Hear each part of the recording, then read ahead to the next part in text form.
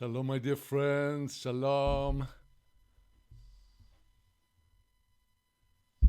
Shalom to you. I would just like to make sure that I can set my audio settings so that you will be able to hear me well. I would be grateful if those of you who are tuned into the online Bet Midrash, if you'd kindly let me know if you can hear the audio well and now see me. And just as soon as I do get some response from you, it will be my great pleasure to begin today. And I would like to mention that today, the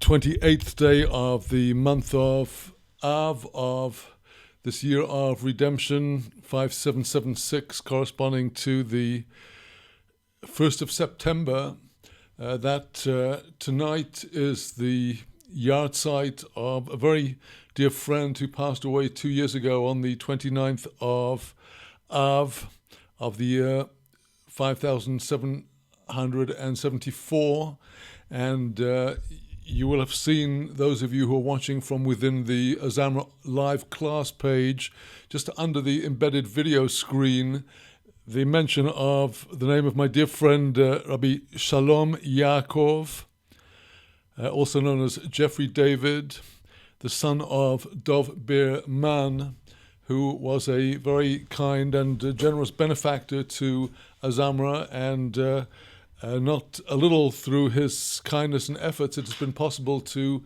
build the website that we have here today and the online broadcasting. So let us intend our studies today, L'ilui Nishmas, Rabbi Shalom Yaakov, Brev Dov Ber Man, Jeffrey David Man. And with that, I would like now to turn to our studies of the Tanakh.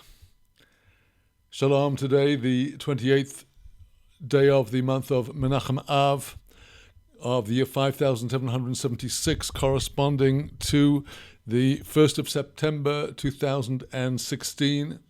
And today we are turning to chapter 10 of the book of Daniel.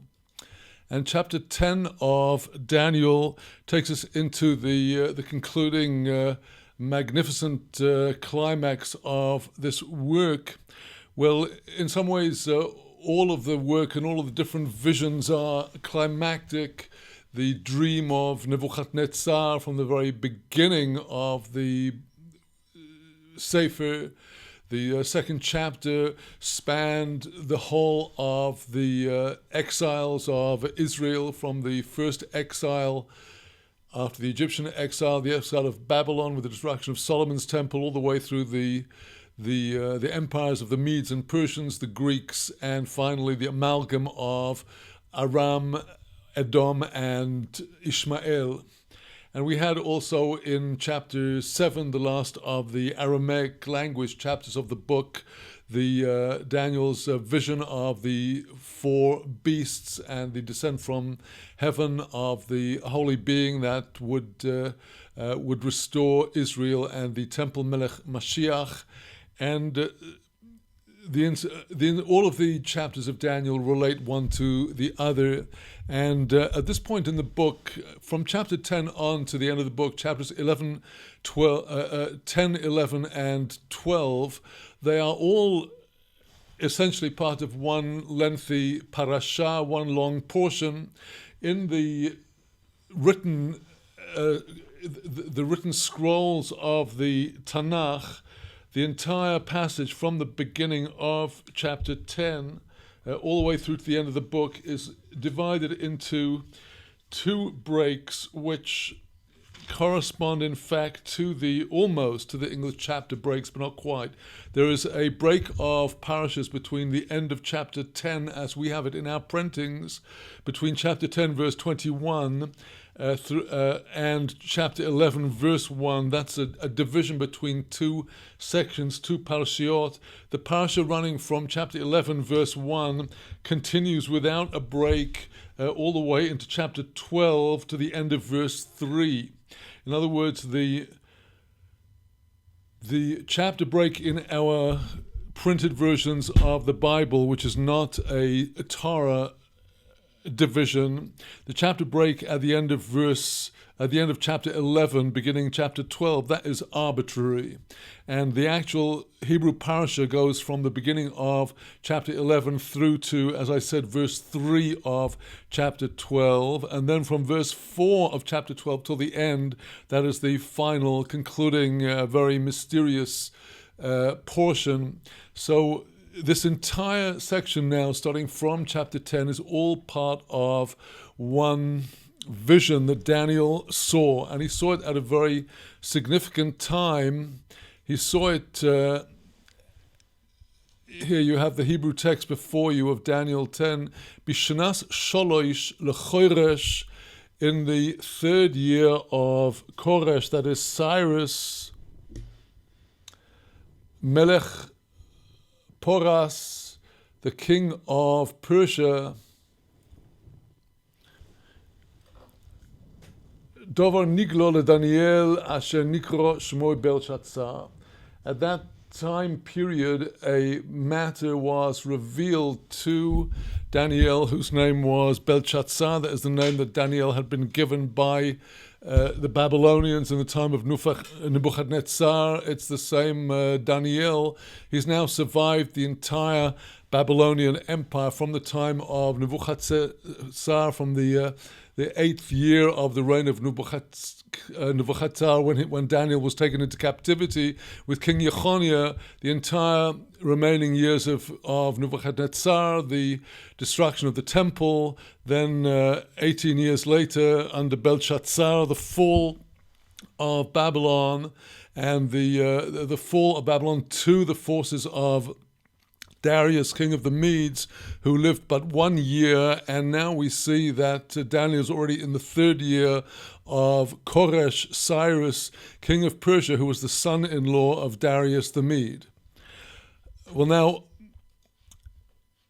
we need to understand the significance of the particular year in which this vision took place, because Cyrus, at the very outset of his reign, as had been prophesied by Isaiah several generations earlier, and as is recounted in great detail in the early chapters of the book of Ezra, Cyrus of Persia gave the green light for the rebuilding of the temple. This was in no small part due to Daniel himself, because of Daniel's ability in the palace of Belshazzar on that last night to read the writing on the wall.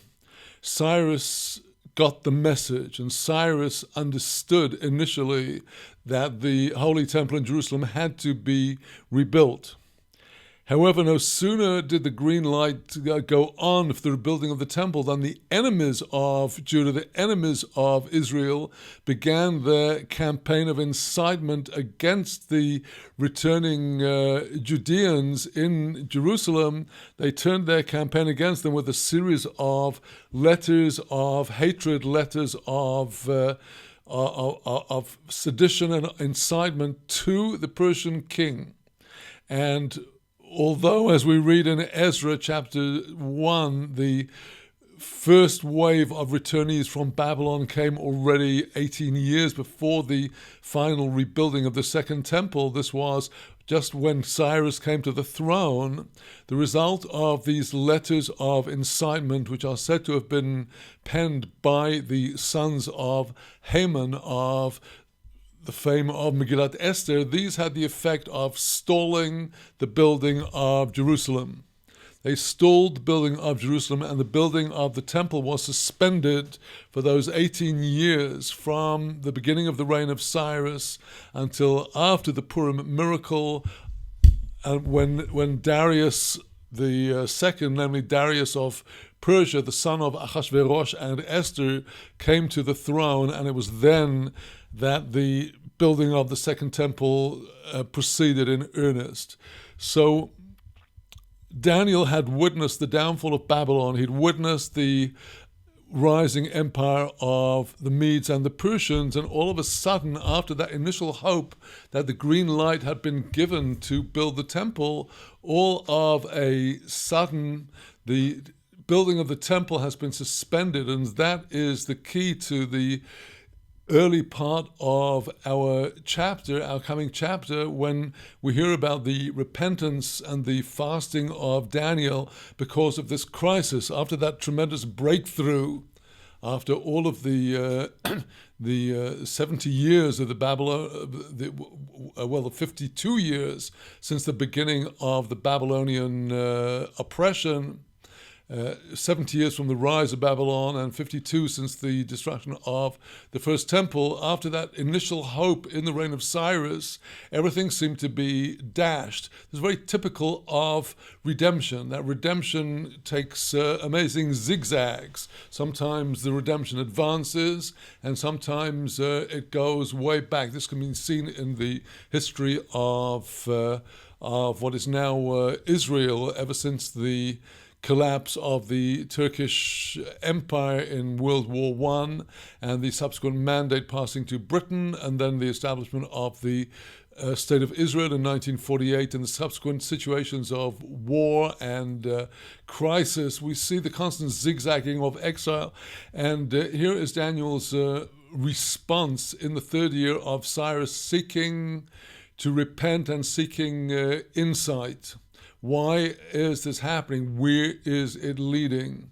And it is in the strength of Daniel's devotions, as we see in our present chapter, chapter 10, that he was privy to information given to him by the man in the linen garment. And this is a figure that will come in. We should discuss who is this man in the linen garment as we proceed through the chapter. And Daniel is essentially privy to the Bedin Shel Mala, the heavenly court, the court above, privy to the struggles and the jockeying between the guardians of the other nations and the guardian angels of Israel, who are first and foremost Michael, the archangel, and with the support of the angel Gabriel, who, as we shall see, indeed is by our sages identified with the man in the linen garment. And through being privy to hearing about the jockeying and the ups and downs of these angels of the nations, the angels of Israel, we enter in chapter 11 to one of the most lengthy and complex chapters in Daniel, where for very much of it he is essentially prophesying what at his time was in the future, but which is now in the past, namely having already prophesied to us in the previous visions about the rising empire of Greece that would be conquering the now ascendant Persian Empire.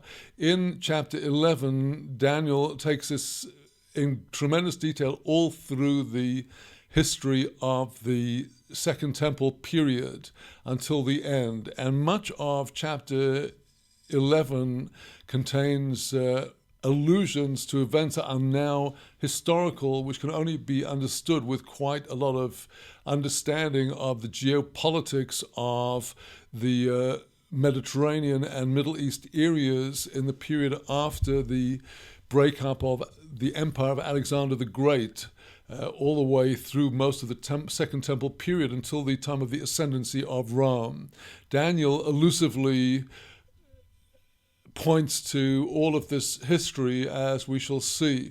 And it's really towards the end of chapter 11 and in chapter 12 that Daniel is giving us prophecies that relate more specifically to our time.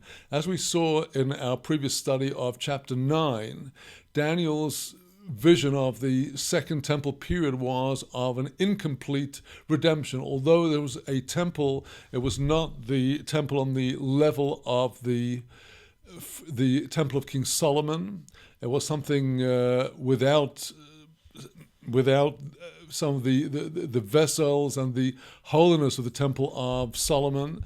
And Daniel saw that the destruction of the Second Temple, which stood for 420 years altogether, that would lead to a far longer exile whose end would either come at its appointed time by God, at the very latest by the year 6000 of our count, or alternatively would come if the people of Israel repent, and in that case, in the words of Isaiah, Be'ito achishenu. When its time comes, I shall hasten it. In other words, if its natural time comes at the end of 6,000 years, so be it. But if Israel will repent, it will come sooner. So with that introduction, let us now go into the text of chapter 10, noting the narrative and noting some points as we go, but we will later on return to this with more commentary in greater detail. So there it was, as we see in our text, in the 3rd year of the rule of Cyrus of Persia.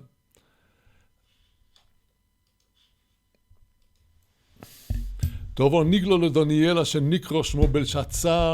matter was revealed to Daniel, whose name was called Belshazzar. Ve'emes hadovor, truth is this matter. V'tzovo godol.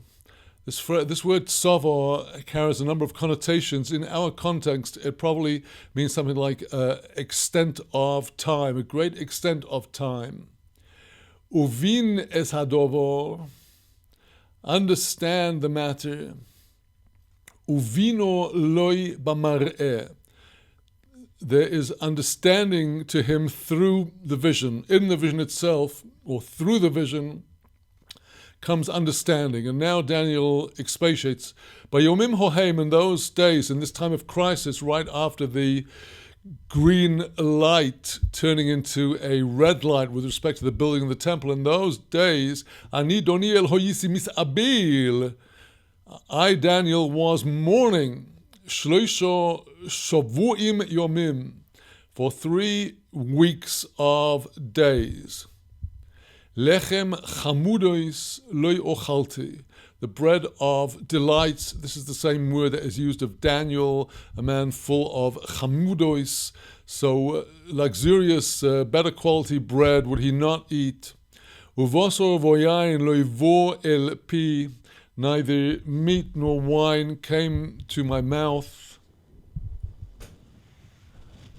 V'suich loy sachti, I did not anoint myself with oil, which was the custom of the people at that time. Ad melois shloisho shavuim yomim, until the conclusion of 3 weeks of days. On the 24th day of the first month, the month of redemption, the month of Nisan, shortly after the conclusion of the festival of Pesach. Va'ani hoyisi al yad anohor hagorel hu chidokel. I was by the side of the great river, that is the Chidakel mentioned in Genesis. This is the river Tigris. Once again, we see Daniel's extensive travels around the Middle East. He had been in the land in Israel, in Jerusalem, as we see at the beginning of Ezra. We've seen him in Shushan. We've seen him in Babylon, and we've seen him all over. But now he is there by the Tigris. Vo'eso es einai vo'ire. I lifted up my eyes. In other words, he raised his prophetic inner eyes, and he saw. V'hinei ish echod lovush badim. Behold, there is one man clothed in badim, in these garments of linen, umasnov chagurim kechesem ufos, while his loins were girded with gold of great preciousness. Ugaviyosoi kesarshish, his body is like Tarshish, the great, great ocean. Ufanov, his face, Kemar a vorok, like the appearance of lightning. Ve'enov kalapide esh, his eyes were like torches of fire. Uzroisov umar geloisov ke'ein nechoshes kolol, his arms and his legs are the color of flashing bronze. V'kol devorov kekol omoin, and the sound of his words was like the sound of a great multitude. So here this man of the garments is reminiscent of similar figures that appear in the older contemporary of Daniel, Ezekiel. We find that in Ezekiel chapter 8, in the whole series of visions that of Ezekiel from the beginning of the work, that he has been taken to Jerusalem, where he is witnessing. Of course, Ezekiel was in Babylon, where he went into exile with King Jeconiah, but in the visions he is taken to Jerusalem, where he's witnessing, he's shown the terrible abominations that were taking place in the temple at the end of the Second Temple period. And Daniel is shown the coming to Jerusalem of those heavenly forces that are going to destroy the city. This is all told to us at the beginning of chapter 9 in our printings of Ezekiel. And there we see that the various destructive angels are there. And in the course of that description, in verse 2 of chapter 9 of Ezekiel, we see that there is Ish echod besuchom lovush badim. There is a man in their midst, in the midst of these other destroyers, that is clothed in garments. V'keses asuifer b'mosnov. He has the writing implements of the scribe on his loins. That is to say that this is an angel of judgment, and this angel of judgment, as I've said, is associated by our sages with the angel Gabriel. Well, now, what follows here in Daniel is a most interesting sequence. V'ro'isi ani Daniel levadi. I, Daniel, I alone saw es hamar'or, this vision. But the men that were with me did not see this vision. But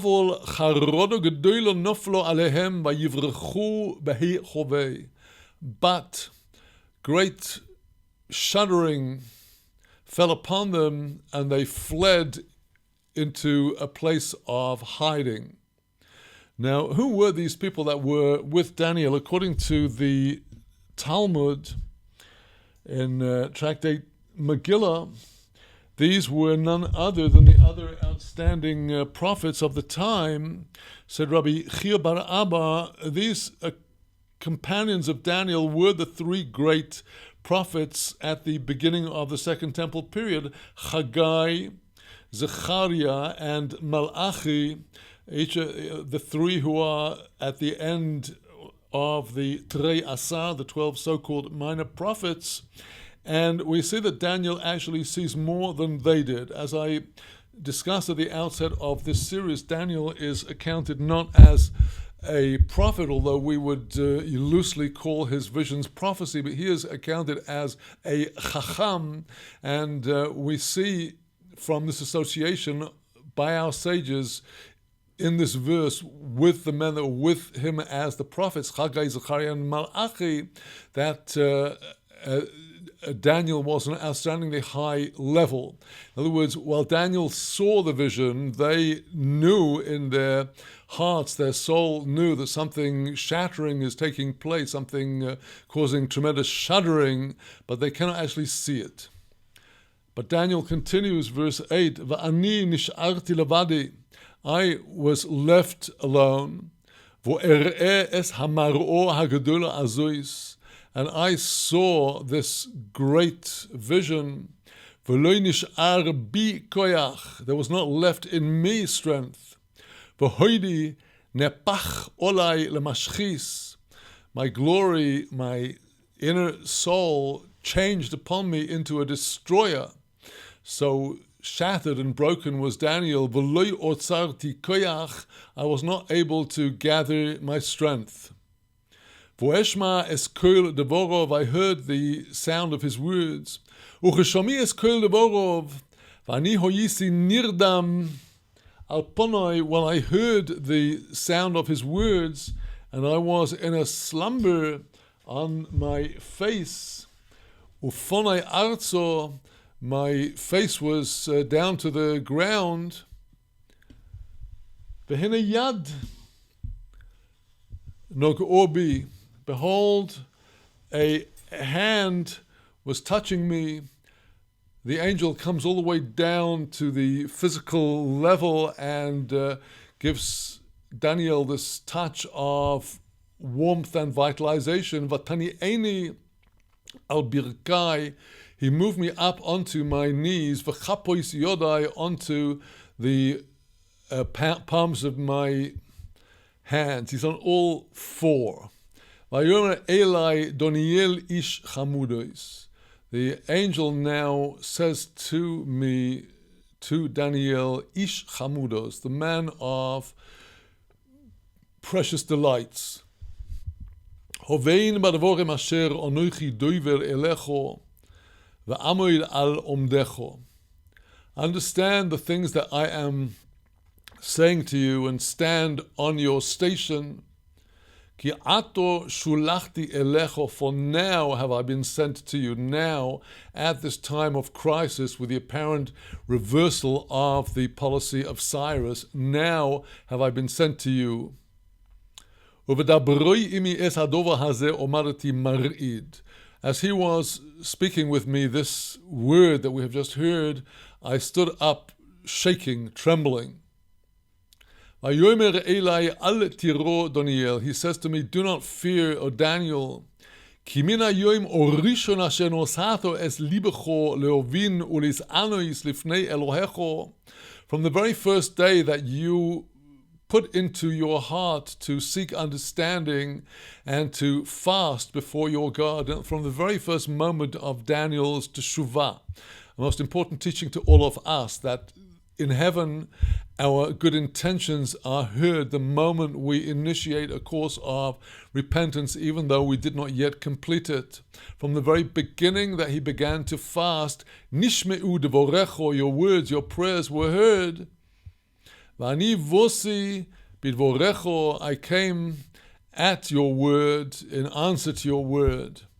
And now this man in the linen garments, the angel Gabriel, tells Daniel, V'sar malchus poras oimed lenegdi esrim echod yom. The Sar, that is to say, the heavenly protective angel of the empire of Persia, the guardian angel of Persia, is standing opposite me, facing me, against me for 21 days.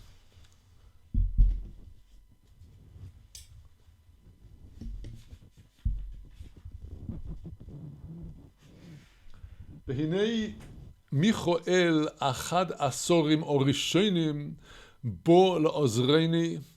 Behold, the angel Michael, one of the first sarim, that is to say, as opposed to the 70 sarim of all the nations, the 70 guardian angels of all the other nations, Michael, whose name means who is like God, is among the very first, among the seraphim, the highest of the angels. Bo le'ozreini. Michael came to help me, Gabriel, in Gabriel's mission to save the people of Israel. V'ani noisarti shom etzel malchei foros. I was left there by the kings of Persia. Uvosi lahavinucho es asher yikro le'amecho ba'aris ayomim. I have come to let you understand that which will befall your people at the end of days. Ki oid chozoin layomin, for there is yet a vision for these days. That is to say that the angel Gabriel is telling Daniel he is going to give him now the understanding of the whole sweep of history that is to come from the ascent of the Persian Empire through the Greek Empire, through the days of the Roman Empire until the very end of time. All this is the period of the Acharis Ayomim, the end of days. Uvedabroi imi kadvorim oele nosati ponai arzo v'ne'elomti. As he was speaking with me matters such as these, I put my face down towards the earth, and I was as one stricken dumb.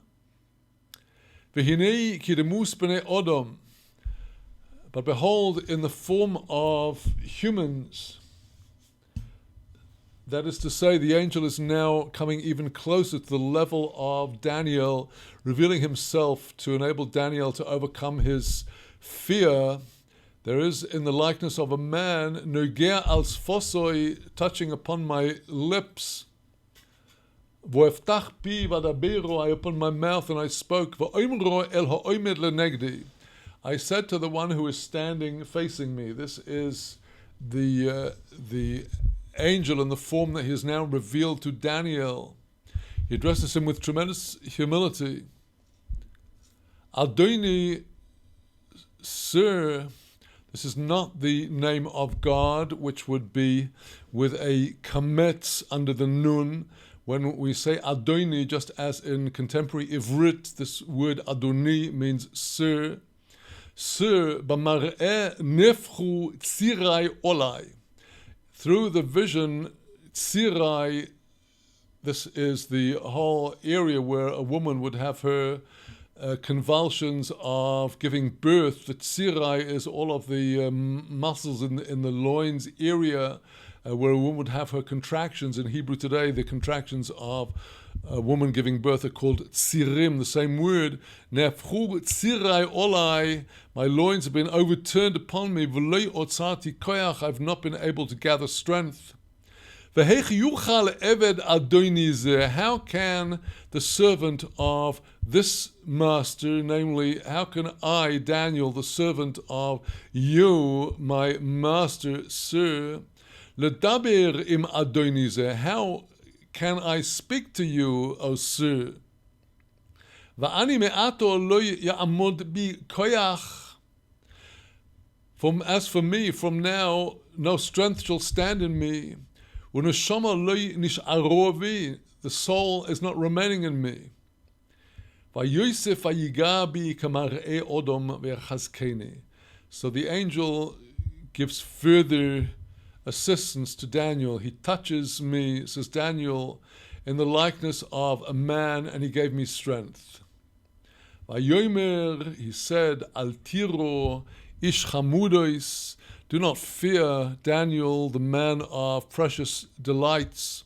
Shalom loch, peace is to you. Chazak v'chazok, be strong, be strong. Uchedabroi imi is chazakti. And as he is speaking to me, I strengthen myself. Vo'oimero yedamer adoni ki chizaktoni. I said, speak, O sir, for you have strengthened me. Daniel now invites him to initiate the revelations, and the angel responds.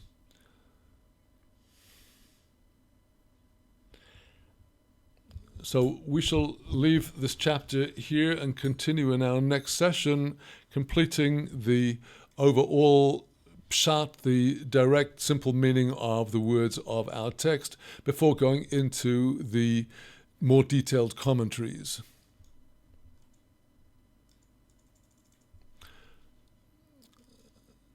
So with that, my friends, let us take a short interval, and I'll be back with you in just a few minutes with our Mishnah class.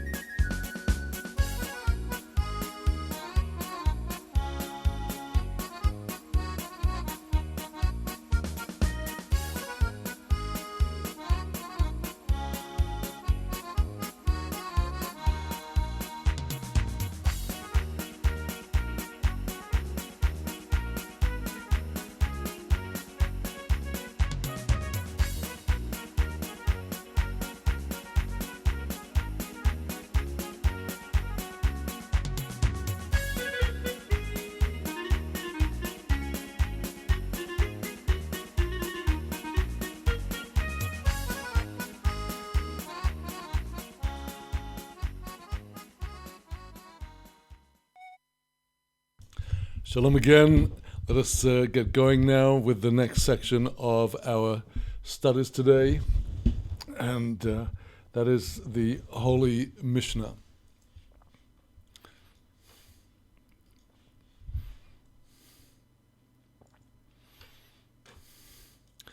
Shalom. Today, the 28th day of the month of Menachem Av of the year 5776, corresponding to the 1st of September of the year 2016, and we continue today with our studies in Tractate Sanhedrin with the last chapter of the tractate, chapter 11, Perek Yud Aleph, and this completes the discussions in our tractate about the various death penalties that are applied for the transgression of the different prohibitions of the Torah. We have been discussing already the penalty of death by stoning, the penalty of death by burning, namely the pouring of burning metal into the person's inside to burn their inside, but not burning at stake, as already mentioned. We have discussed the penalty of beheading and the various sins for which it was imposed.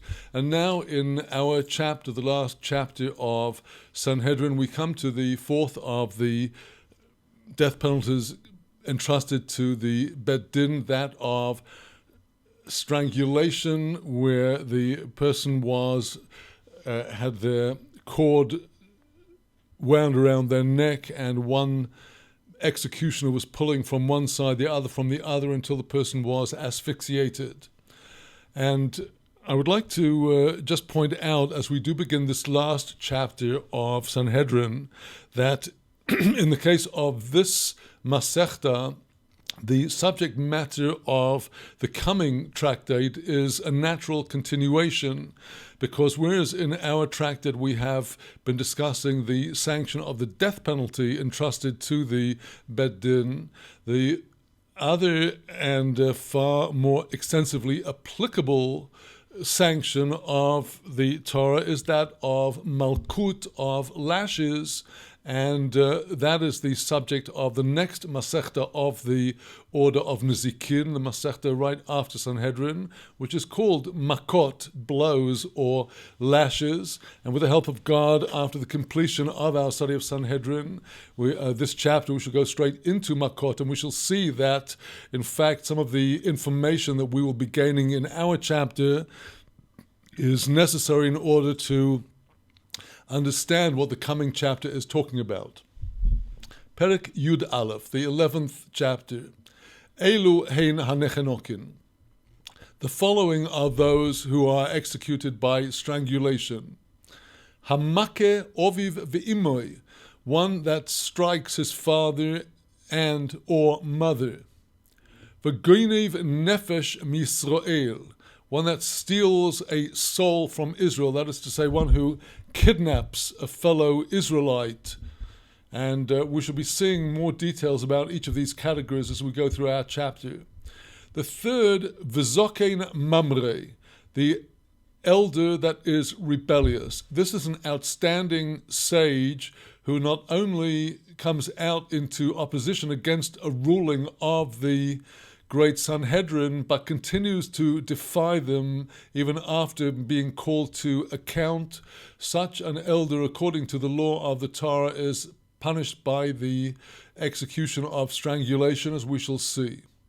Al pi beis din, the elder that is rebellious against the mouth of the Bet Din, that is to say, against the word and the decisions of the Sanhedrin Agdolah, the great Sanhedrin of Jerusalem. The next category is Unovi HaSheker, a prophet of falsehood. V'hamisnabim b'shem avodah zorah, one who prophesies in the name of idolatry.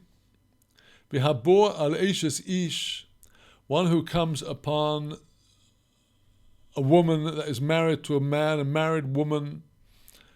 V'zememei vaskoyen uvoy alo. Zememei, those false witnesses who came with a malicious plan against a Bas Kohen. They were false witnesses against the daughter of a priest, Uvoy Alor, and the person that may have tried to have relations with her. We are coming here upon a concept that will be discussed in detail in the first chapter of Makkos, the coming tractate of on the subject of lashes. And here we have the concept of the Edim Zomamim. Edim, witnesses who are Zomamim, who have a malicious plot to bring false testimony against an innocent person. Now, the law of the Eid Zomem, the malicious witness, is that the punishment that he sought to inflict upon the person against whom he brought false testimony is going to be inflicted upon him. He will suffer the penalty. But there is an exception to that rule, and that is a false witness who bore false testimony against the daughter of a Kohen, in whose case the Torah specifically prescribes for adultery the penalty of burning. And the Torah penalty of burning is only applicable to the Bat Kohen in the case of this adultery, and is not applicable to the false witnesses that tried to accuse her of the crime, and they are not going to be burned. Even though they sought to have her burned, they will be executed through strangulation as and when they are exposed. So now, having gone through this list of the various categories that will be discussed in the rest of our chapter, we come one by one to enter into the laws relating to these various transgressions. The first very serious offense, hamake oviv ve'imoy, somebody who gives blows to his father and his mother. Einu chayov ad sheyaseh vohen chaburo. He will not be held guilty such as to entail the execution of strangulation until he has inflicted upon them an actual wound. That is to say, he has caused a puncture to the skin that causes blood to flow, or even if it was an internal hemorrhage that was caused, for example, by a blow on the ear that would cause an internal hemorrhage of blood, that is called a chabura, a wound that brings forth blood, and the person will only be liable for striking his live parents if he gives them such a blow, God forbid. Well, now, there are two very severe crimes against parents. One is to curse the parents, and the other to strike them. And there is a difference between them, as our Mishnah now goes on to say. Ze choyme b'makalil mi b'makeh. Here is the stringency that is greater in the case of a makalil, one who curses a parent, as opposed to one who strikes the physical blow that causes blood. Shehamakalil el-achar miso chayov. If a person were to curse their parent with the name of God after the death of the parent, that person will also be held liable to the crime and will be executed, as we have seen, by stoning. Somebody who strikes the parent after the parent has died, strikes the body, he is exempt. And the reason why he is exempt is because after the person is dead, an injury, as it were, to the skin of the body is not considered to come into the category of a chabura, a wound of the kind that would occur if a living person were struck in that way. Hagoynev nefesh misroel. There are two places in the Torah that speak about this prohibition of kidnapping a fellow Israelite. One is in the portion of Mishpatim in Exodus chapter 21, and the other is in Deuteronomy in the portion of Kiseitze Lamilchomo.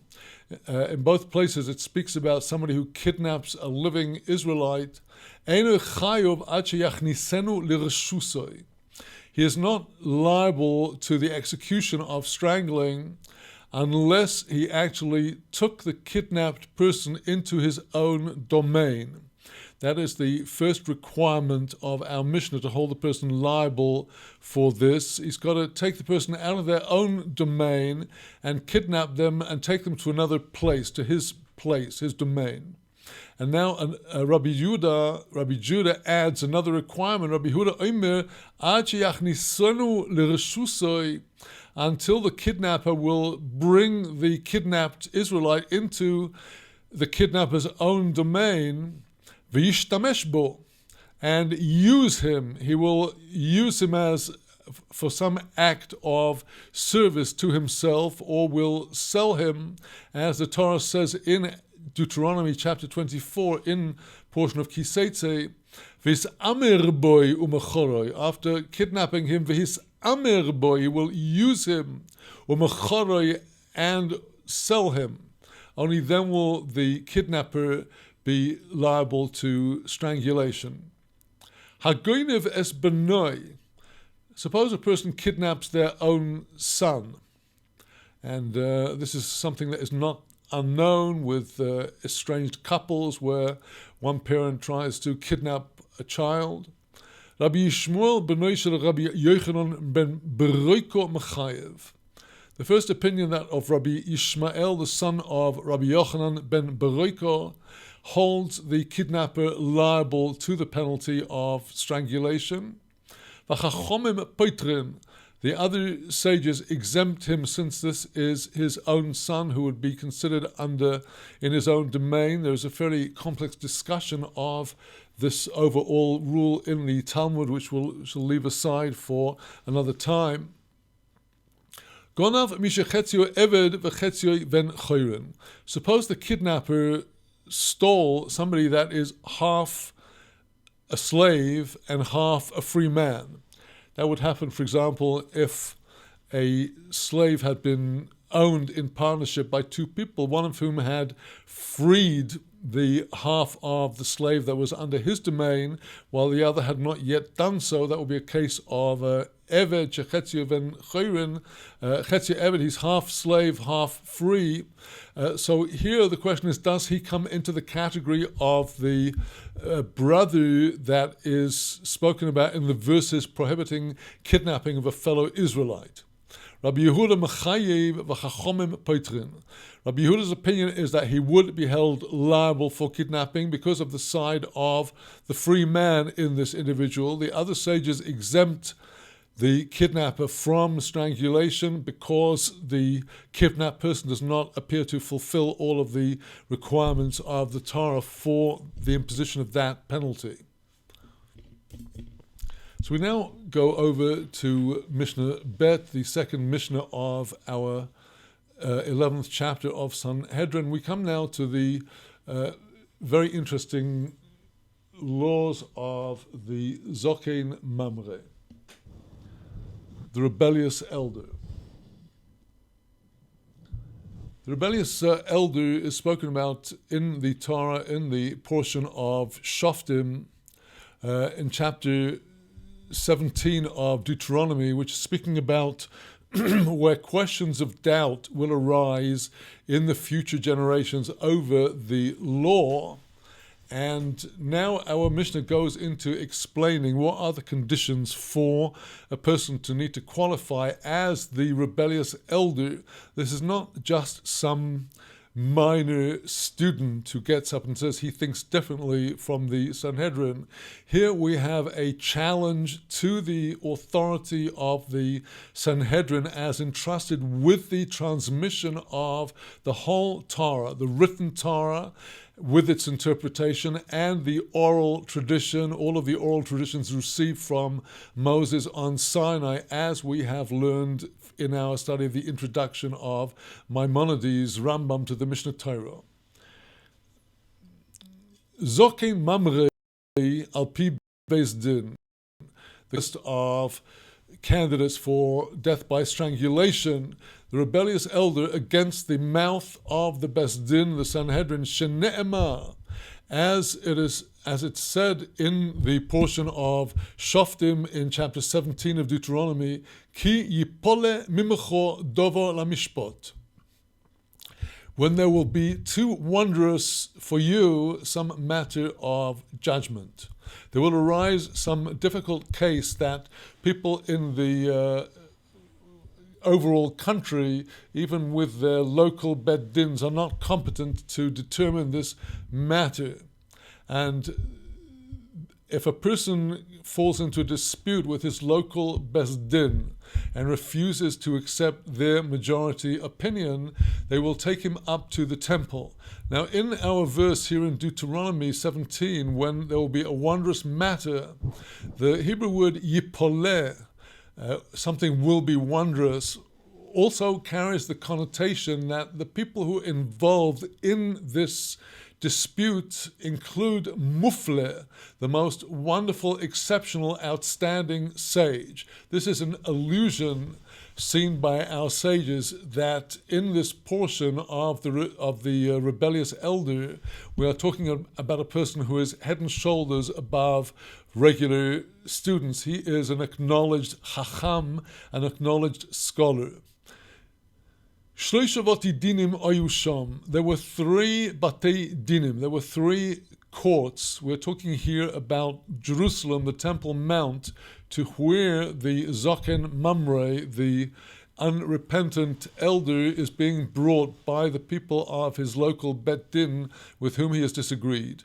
So as they come to the temple, when they first come in through the eastern gate, they will come in through the entire Temple Mount was surrounded by the outer wall, and within that, at a distance from the outer wall, was another kind of a lower wall known as the Chayil, and there at the entrance into the Ezras Nashim, the outer courtyard, the courtyard of the women, was the first of these 3 Batei Din, the first of these 3 courts. Echod Yoshev al Pesach Harabayis. One is seated in session at the entrance to the Temple Mount. As I've said, just inside the Chayil, the wall circling inside the outer main wall of the Temple Mount. V'echod Yoshev al Pesach Uazoro. The second Bet Din is seated in session at the opening to the Azoro, the main temple courtyard, where the actual temple sacrificial services take place, with a great altar in the middle, with its ramp leading up to it, and with the other appurtenances of the central courtyard of the temple. At the entrance to that was sitting the second Bet Din, higher in authority to the court, sitting at the entrance to the Temple Mount. V'yechod Yoshev belishkas agozis. One of them, the third, is seated in session in the chamber of the hewn stone.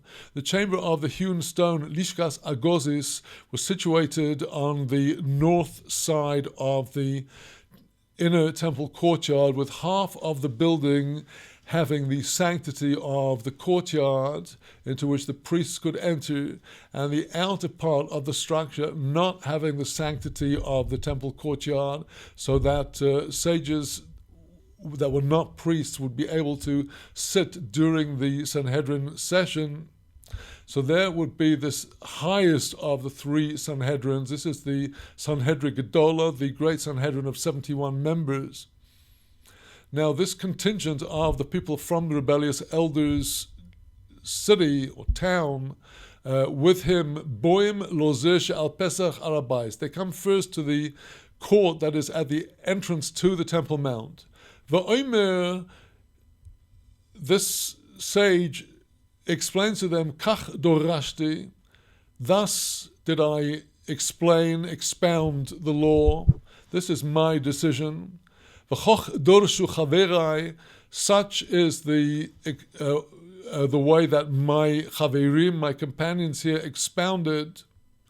Kach limadati, v'chach limdu chaveroi. Thus is what I taught to my students. This is the ruling that I gave them, and this is the ruling that my companions, the other people, gave. Im shomu If the members of this Sanhedrin at the entrance to the Temple Mount had heard about the matter under discussion, Omrim Lohem, they would tell them what is the answer. Ve'im lav, if they had not heard on this matter, Boin lohen lo'eson she'al Pesach wa'azoro, they would come to those who were at the entrance of the temple court, the Azoro, the main temple courtyard. V'oimer kach dorashti v'chach dorshu chaverai. He would repeat, this is how I expounded, and this is how my companions expounded. Kach lemadati v'chach lomdu v'chaveroi. Thus is how I taught, and this is how my chaverim taught. If the members of this second Sanhedrin had heard, they would tell the contingent and the elder. If they'd not heard,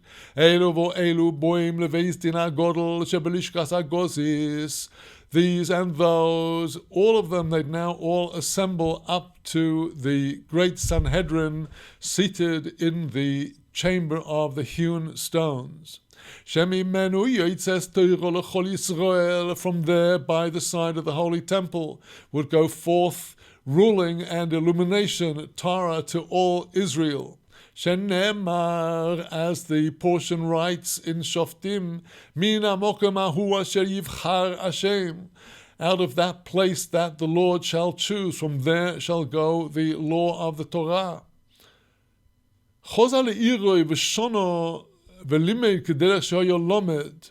If the rebellious sage went back to his town and repeated and continued teaching the way he had been teaching until then, in other words, he explained this is his interpretation of the relevant section of the Torah, Potter, he is exempt from the penalty of strangulation, even though he continues to teach his own point of view. But if he were to give a ruling to do this in practice, to practically follow his teaching as opposed to simply exploring it academically, if he ruled to do it in practice, chayov, he is liable to the penalty of strangulation for rebelling against the authority of the Sanhedrin. Shenemar, as it is said there in the portion in Shoftim, V'ho'ish asher yaseh v'zodoin, the man that will do flagrantly, he will act, he will perform in practice with effrontery. The Mishnah darshans out of this verse, he is only liable if he will rule to do in practice. Talmud sheherola, so is potur.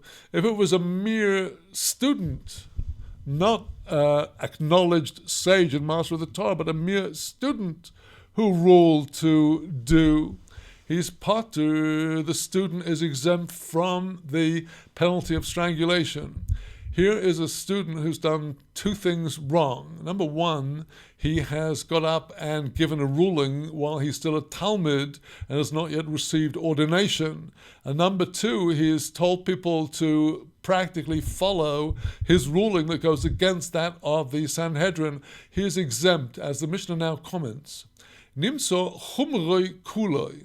It comes out from this that which is severe in his case, namely that he has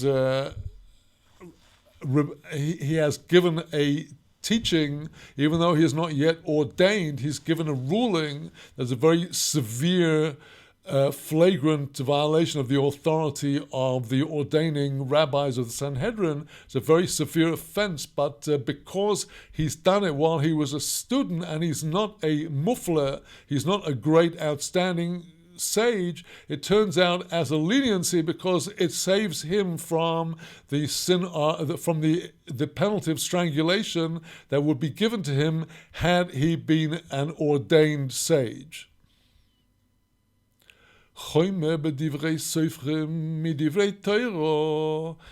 is in the law of the Zokein Mamre, one who violates the authority of the Sanhedrin, there is a stringency a greater stringency in the words of the sages. These are the teachings that were handed down from the judges and prophets after Moses. There is a stringency in those teachings even greater than in the laws of the Torah. As we shall see, that which is actually written in the written Torah, Ha'omer ein tefillin, kedei lavor al divrei Torah potur. If the rebellious sage were to say, there's no such thing as tefillin. Yes, the Shema says, Ukshartem la'ois al yodecho v'hiu l'totavos v'einenecho, bind them for a sign on your arm, let them be for friendless between your eyes. He says, that's not tefillin. There's no such thing as tefillin. And he wants people to violate the words of the written Torah. Potter, he's exempt from the penalty for the rebellious sage. Why? Because there's no rebellion here. Everybody can see that the Torah writes, there shall be for friendless between your eyes. Every Jewish child knows that refers to the tefillin. But if he rules that there should be 5 houses of the tefillin of the head, we know that there are 4 corresponding to the 4 letters of the divine name of Hashem, the essential name, the tetragrammaton. If he says there are to be 5, now we have it as our oral tradition that there are 4. It's a tradition that is a law to Moses from Sinai that is only alluded to in the Torah in the word toitophois. As our sages said in Tractate Menachos, there are 2 African languages that have the respectively the words tot for 2 and fot for 2. Tot and fot, 2 and 2, that is 4. So if he comes along and says no, he wants to rule that there are 5. Lehoisif al divrei sofrim, he wants to add to the words of the sages. Oh, he could be the wisest Kabbalist who says, no, you forgot the 5th house that corresponds to the little kots, the crown on the first letter of the divine name, the kots, the thorn on the yud, that should be keter, the crown. He's wrong. He wants to add to the words of the sages, chayov, he is liable to execution through strangulation. And we will leave the remainder of chapter Yud Aleph, chapter 11 of Sanhedrin until our next session, when we will, with the help of God, make a siyum, a completion of our first tractate in this series, the tractate of Sanhedrin. So with that, my friends, let us take a brief interval and come back soon with some more words of Torah.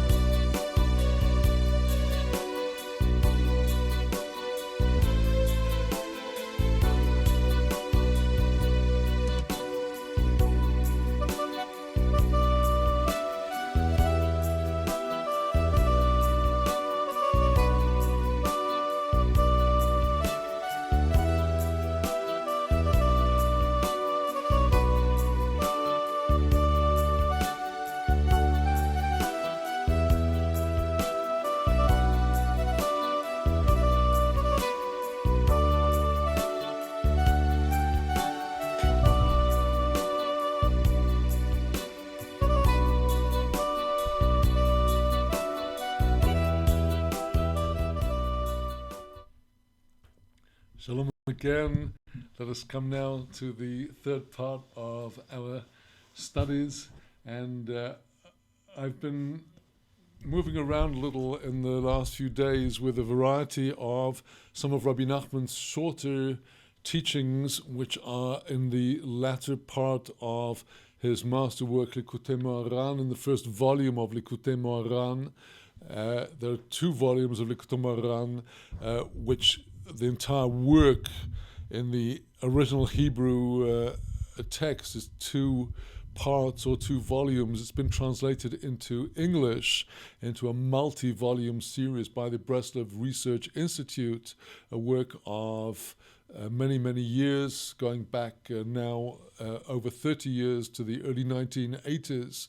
And the teachings that I've been giving to you are shorter teachings as opposed to the lengthier discourses contained in the earlier part of the work. And the one I'd like to speak to you today about is bound up with the eating of the meals of Shabbat.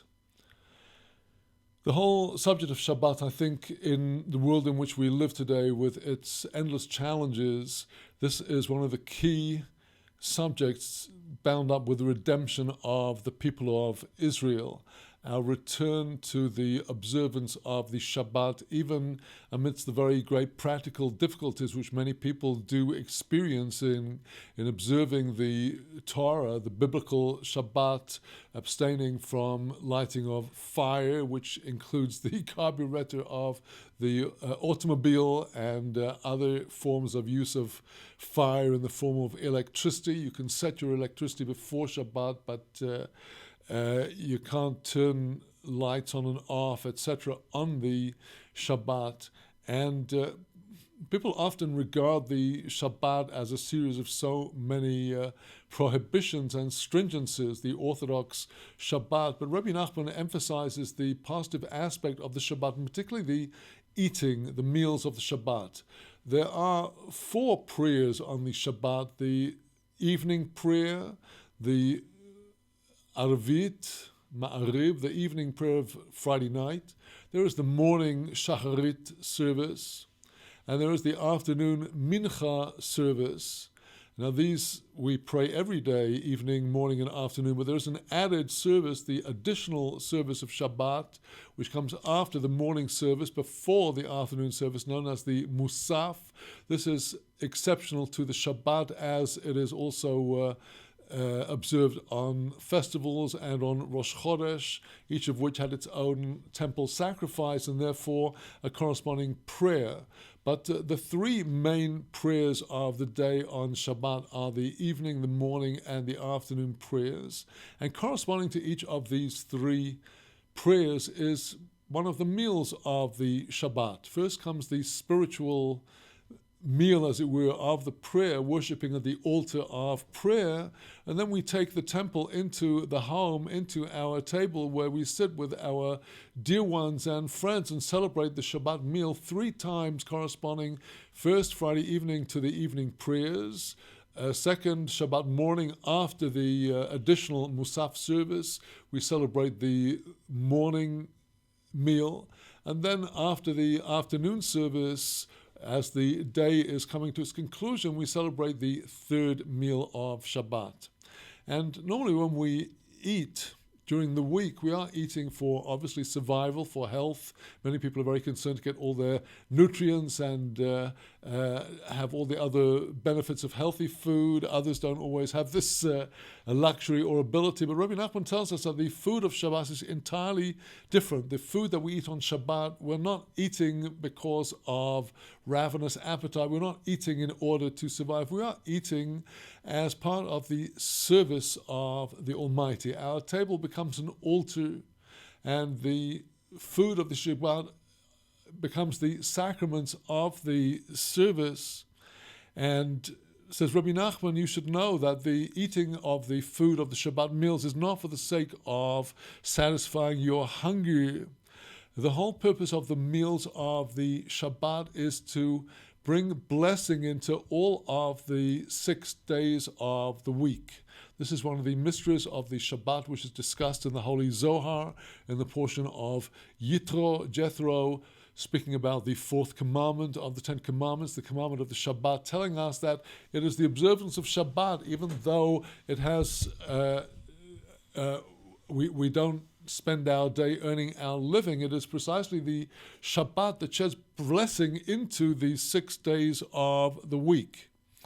And Rabbi Nachman explains a very deep point. He says that there is a spiritual illumination that comes on Shabbat where our eyes are open in a way that our eyes are not open on the days of the week. During the days of the week, we are often so busy running around, doing all of our errands and our work, taking big strides to do our work. And our sages in the Talmud tell us that these great strides as we race around doing all of our work, these actually reduce the quality of our vision. Our vision declines during the week. And because our vision declines during the week, we are not satisfied during the week with our food, because a person who has no vision is not satisfied.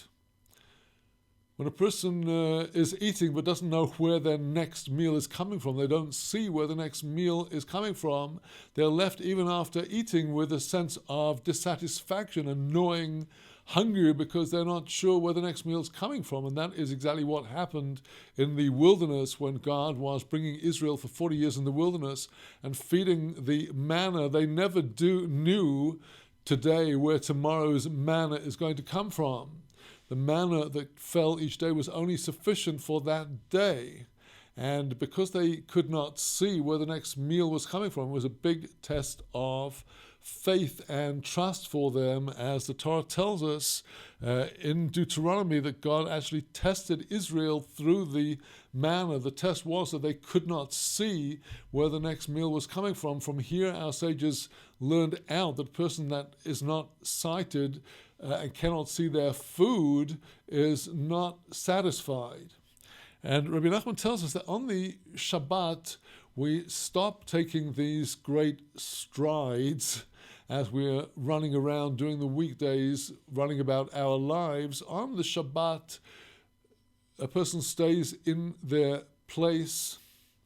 A person takes only short steps, small steps at a leisurely pace, and the light that shines on the Shabbat, the spiritual light, the light of the candles, the light of the superior extra soul that dwells in us on the Shabbat, this shines, and this brings back the sight of the eyes, the spiritual sight that we are lacking during our weekday efforts is restored to us on the Shabbat, and that is why the Shabbat is the source of satisfaction, because we see with our eyes. Literally, we have at our Shabbat table the Shabbat lights shedding light over the table. We see the delicacies that have been prepared for the Shabbat, and we eat now as part of a sacrament, and we see what it's really all about, that this world is not for the sake of working and working. The world is about going through the 6 days of the week to come to the holy Shabbat and have a taste of the light of the world to come. And this explains the words of one of the Shabbat evening meal table songs, which, in evoking the atmosphere of serenity of the Shabbat, tells us that Israel, pos'im bo b'sio ktano, stepping on the Shabbat with a small step, se'adim boy levorech sholosh pe'omim, and feasting on the Shabbat to bless 3 times. The purpose of the eating and drinking of Shabbat is in order to eat, drink, and be satisfied.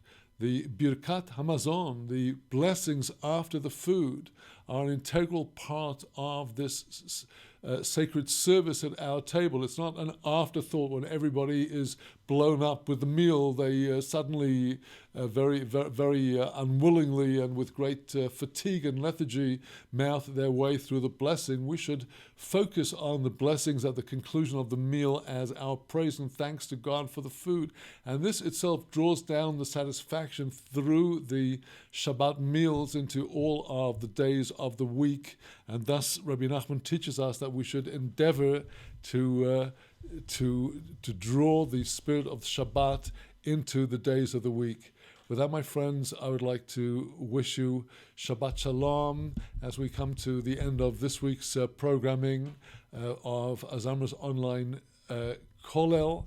And with the help of God, we shall be back at 4 p.m. Israel time on the coming Sunday. And we pray that the neshama of Shalom Yaakov Berev Dober, our friend Jeffrey David Mann, Shalom Yaakov, the son of Dober, he should have Menuchato Eden, his rest in the Garden of Eden, and see the fruits of his efforts as Torah through his merit goes out to all the world. Shabbat Shalom, Umvorach, a good and a blessed Shabbat.